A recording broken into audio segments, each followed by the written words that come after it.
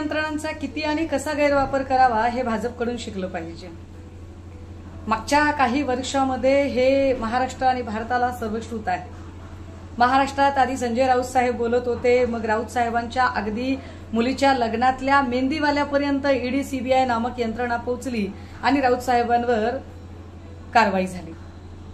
मग काही काळानंतर नवाब मलिक बोलायला लागले, नवाब मलिकांवरही तशीच कारवाई झाली, त्यांच्या जावयावर कारवाई झाली आणि त्यांना आत टाकायचा कार्यक्रम झाला। आता खडसेंनी काही आरोप केलेले आहेत महाजनांवर आणि खडसेंनी आरोप केलेत, नेमकं 4 दिवसांपासून शीतयुद्ध चालू आहे आणि त्याच वेळेला आज प्रांजल खेवलकरवरची ही कारवाई होते। रेव पार्टी असं या कारवाईला नाव दिलं जाते। खरं तर त्यांच्या घरापासून हाकेच्या अंतरावर असणाऱ्या एका हॉटेलमध्ये चालणारी हाऊस पार्टी, या हाऊस पार्टीमध्ये खरंच अंमली पदार्थ होते की नव्हते संशोधनाचा मुद्दा। मात्र सगळी गृह खात्याची यंत्रणाच फडणवीस साहेबांच्या अखत्यारीत आहे आणि महाजन फडणवीसांचे निकटवर्ती आहेत, हे वेगळं सांगायला नको। विशेष ही सगळी कारवाई झाल्यानंतर अत्यंत घाईघाईने तत्परतेने गिरीश महाजन बोलायला माध्यमांच्या समोर आले। साधा प्रश्न आहे, गेल्या 4 दिवसांपासून खडसेंनी काही प्रश्न विचारले की हॉटेल ट्रायडंट मध्ये तुम्ही लोडाला भेटलात की नाही, लोडाला भेटलात तर कशासाठी भेटायला गेलात, एका सामान्य अराजकीय कार्यकर्त्याला भेटायला जाण्या एवढं तुमचं काय काम त्याच्याकडे अडकलेलं होतं। पण यावर गिरीश महाजनांनी एकाही मुद्द्याचं खंडन केलं नाही।